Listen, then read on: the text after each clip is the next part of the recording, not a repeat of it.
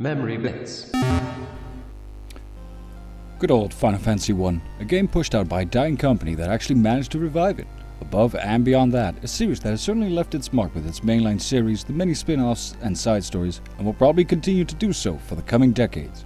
But I assume we've all heard this. We know when it came out and what it meant for gaming. Well, if you don't, you can always search to your heart's content and find everything about it. And of course, if you haven't played it, you should. We all know the facts about this game. Its release date, ratings, creators, and many parts of its design process can be found online easily. If this is the kind of stuff you want to know, then I would just advise you to look up Wikipedia articles online for all that factual fun stuff. This little analytic is just a personal look at the game and the joy I found in it.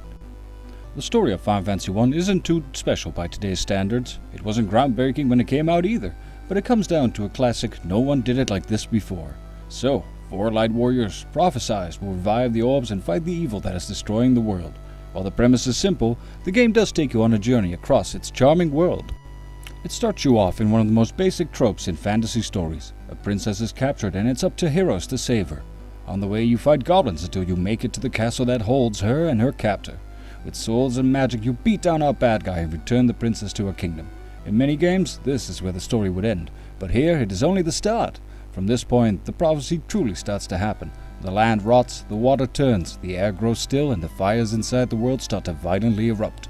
Along the way, the heroes meet friends, enemies, and learn what causes this disruption of the world, ending in a grand showdown for the fate of everything. While again, the overarching story is nothing new, I personally found it a wonderful way to make one of our more classic concepts pop out. While sometimes the bland way the story is shared with our heroes leaves a bit to be desired, I also feel it benefits from not trying to bring in too many elements. Considering all limitations of the system and cartridges at the time, it still managed to bring out this lively story, albeit a bit stilted at times. The gameplay of Final Fantasy I was very similar to RPG games at the time, but offered some very fun changes. Rather than running through corridors as some of the Dungeons & Dragons games, it plays as a more Dragon Quest type game. Its combat, however, had an interesting edge to it. Rather than fighting in a form of first-person view, you find yourself on the side of the screen, facing your enemies. While still turn-based, it also offered some unique animations for its combat. Your fighter will actually swing his sword, and your mages will channel and blast their magic. Your heroes will fall to their knees when they are weakened, and cheer when they win the battle. While at this point it's very simple and almost to be expected from a Final Fantasy game, you have to keep in mind, it was all new back then. While these things are exciting to see, the game does suffer from some pretty hard cons. When targeting an enemy in combat at the start of a turn, it is possible to have multiple characters attack the same enemy. What can happen is that the first character defeats it and the rest will still try to attack it, making the attack ineffective and wasting a turn. Next to that, some of the stats don't work. A spell's name can deceive you and some weapons are very misleading in name. An interesting feature is equipping gear on your heroes. Each character can hold and wear up to 4 items. While some items can be very apparent in what they are and who can wear them, some can leave you wondering. These can be simple things like a black mage being able to use a knife, but not a white mage. Using weapons in battle is also an interesting thing. Certain weapons can be used from the item menu and they will cast different spells when done so.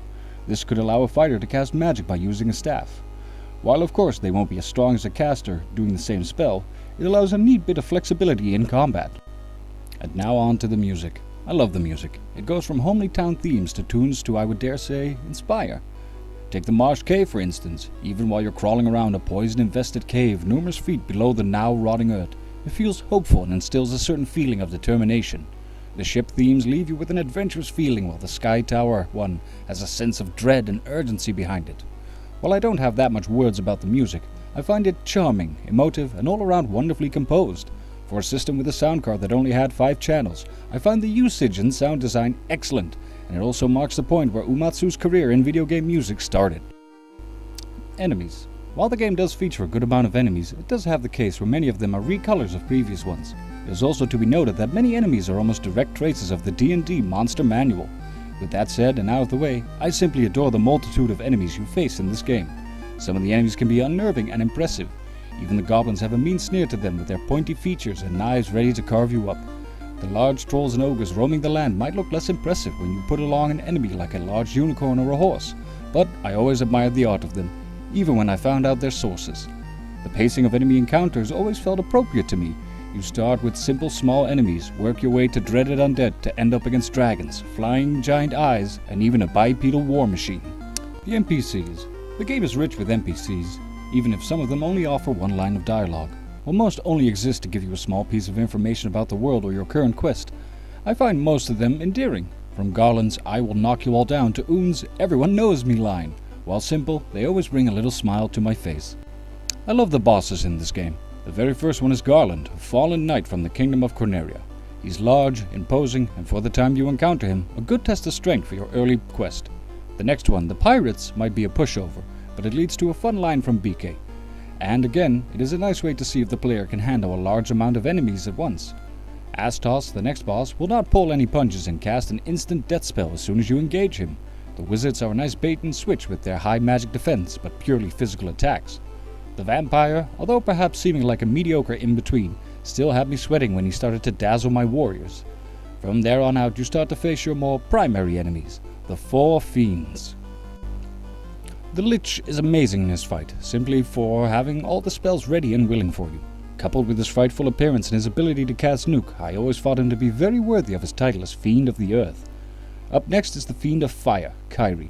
With her serpentine appearance and multiple sword-wielding arms, this boss always gave me a run for my money when she started using spells like Dark and Hold to cripple my party, while she continues to blast me with fire too. The Kraken is our third target in restoring the world, and he certainly doesn't let you just take his crystal orb.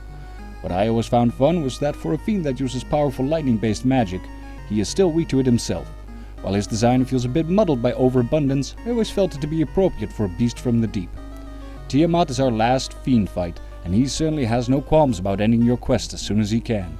His imposing, multi-headed design was always a thing I loved, and in combat he is quite fierce.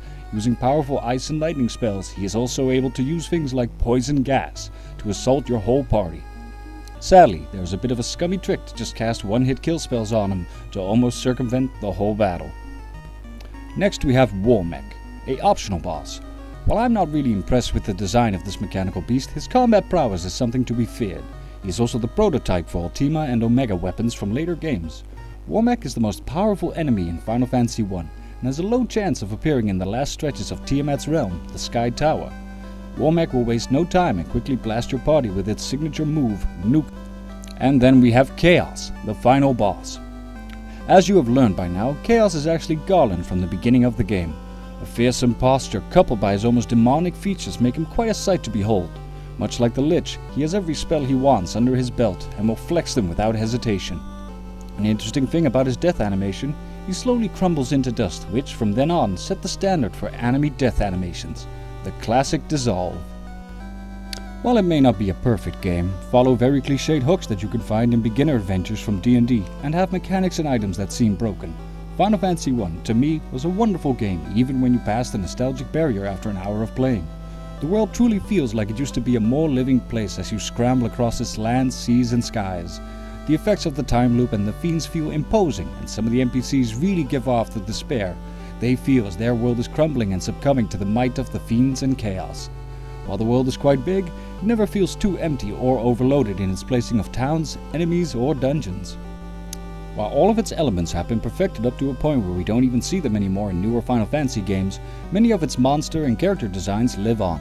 While nowadays it would be shunned for its graphics, almost archaic battle system and the flaws presented earlier, I still find the game to hold up and even be a fair challenge as you progress through it. If you haven't played it and just listen to me ramble on what I like about it, either give the original a shot or try your hand at the Game Boy Advanced version. I will always love this game and recommend it to people despite its flaws and almost stilted writing. We've gone a long way from this game and many careers have been built off of it.